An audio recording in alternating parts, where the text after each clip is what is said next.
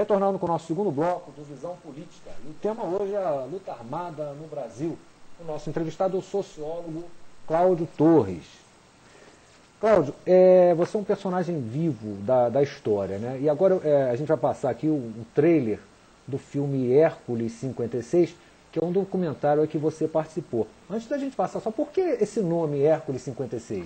Então, esse foi um filme documental, inclusive foi financiado pela Petrobras e pelo pessoal da Oi, né, da Telemar. E é um filme muito bom, muito bem feito, muito sério, em relação, procura, vamos dizer assim, enfocar essa questão do sequestro do americano em 1969.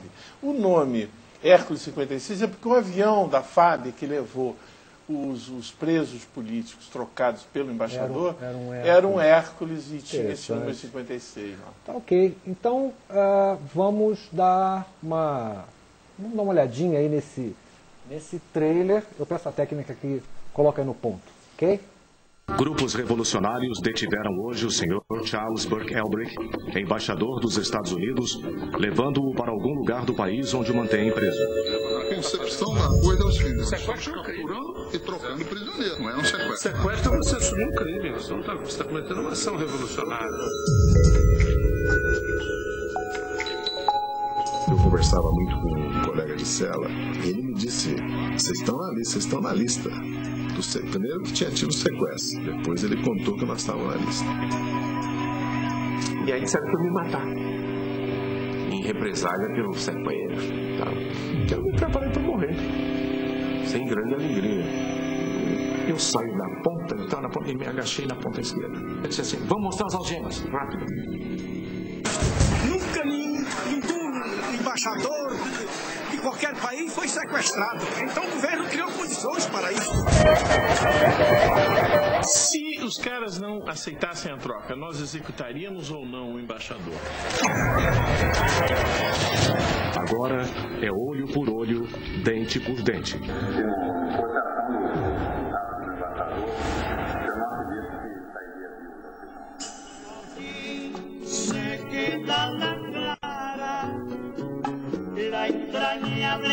Porque nós tínhamos definido, você lembra, 10 nomes. Mas quando começou a discutir os nomes, nós chegamos a 13. Aí o Toledo disse: mas por que 13?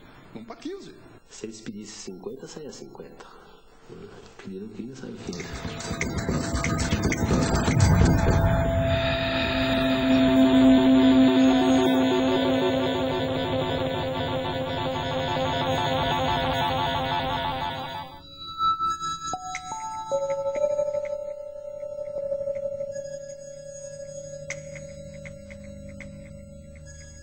Ô Cláudio, nós podemos ver no filme, né, assistir alguns personagens da política, né? Por exemplo, Zé Dirceu, Franklin Martins, o Vladimir Palmeiras, né, e seus companheiros aí da época, que hoje, alguns deles estão aí no poder, né? O que eu vejo, o que eu te pergunto é o seguinte: o idealismo daquela época mudou, se perdeu? O que houve, companheiro? O que é isso, companheiro? O que aconteceu? Então, Celso, essas são perguntas assim difíceis de responder, porque existe, em qualquer ação humana, existe um grau muito grande de subjetividade, né? Existem impulsos que a gente, inclusive, nem percebe de imediato quais sejam.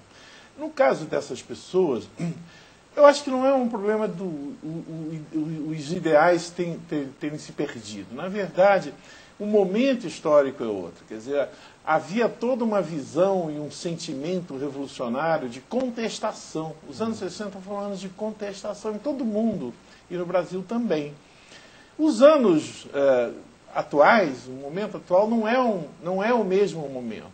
Isso, obviamente, influencia a todos nós. Agora, quanto a esses antigos companheiros que têm hoje cargos, inclusive o Franklin é ministro do governo Lula. Zé Dirceu. Zé Dirceu homem foi forte ministro, do governo. exatamente. Vladimir foi candidato a governador aqui o ano passado. Essas pessoas, elas seriam pessoas importantes com ou sem movimentos dos anos 60, porque são pessoas que têm talento para a política, têm um anseio de disputar o poder, né, têm essa vocação, e certamente seriam pessoas presentes no quadro político brasileiro. Então eu não vejo, quer dizer, não há uma relação de causa e efeito entre as coisas num primeiro momento. Há uma relação de pessoas que têm essa como meta na sua vida a luta política, a participação, a manifestação, né, opinativa em relação aos problemas nacionais. Então, quanto a eu não vejo problema nenhum. Agora, quanto a dizer que eles vão supor que alguém possa dizer que eles traíram os seus antigos ideais, eu não acredito nisso. Você não acredita? Eu não acredito. É porque você falou aí o anseio de disputar o poder. Será que eles disputaram o poder, chegaram ao poder e agora? É isso o que eu que queria tá dizer a passando? vocês, se eles fossem meramente oportunistas, eles não iam escolher o caminho mais difícil nos anos 60, que era o caminho da luta armada, se expor à tortura, se expor à morte, se expor à prisão. Então não são oportunistas, são seres que têm uma visão de mundo, mas que têm que se adaptar à conjuntura, ao momento atual. Você chegar hoje e propor a mesma coisa que propunha há 40 anos atrás, não tem sentido, né? Seria uma falta de... Claro. Olha só, você já disse também em algumas declarações que sem luta de classes, né, a ideia de justiça e Estado não se manifesta. Essa luta e suas consequências, né, tem a ver com o crescimento, você declarou também que é espiritual da humanidade, quer dizer, isso faz parte desse crescimento? Celso, olha, essa questão ainda é a minha questão de vida, digamos assim. A minha juventude, eu fui...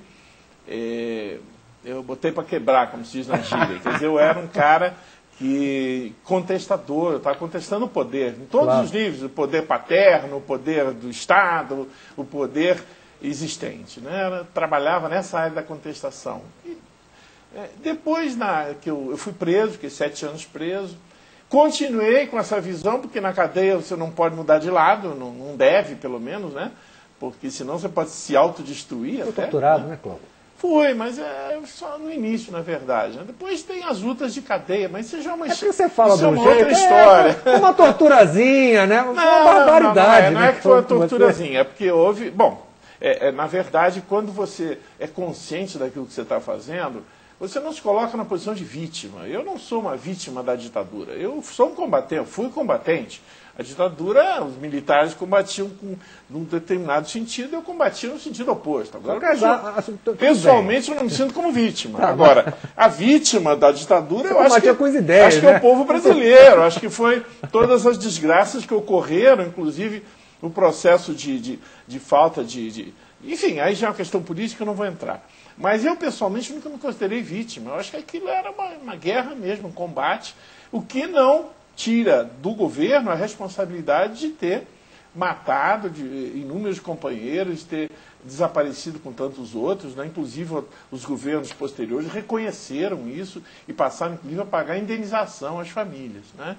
Então isso é outra questão, questão política. Mas, pessoalmente, eu nunca me considerei vítima de nada.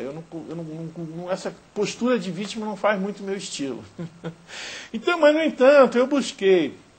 Algum tempo depois de ter saído da cadeia, eu vi que não dava para seguir na mesma linha. Né? Nós já estávamos, eu saí em 77, né? Ficou preso esse tempo todo? Fiquei preso 7 anos, 69 a 76. Eu saí em 76, 7 anos exatos. E era já um processo de abertura em andamento, eu ainda ajudei na luta pela anistia, trabalhei pela anistia daqueles companheiros que estavam ainda nos cárceres.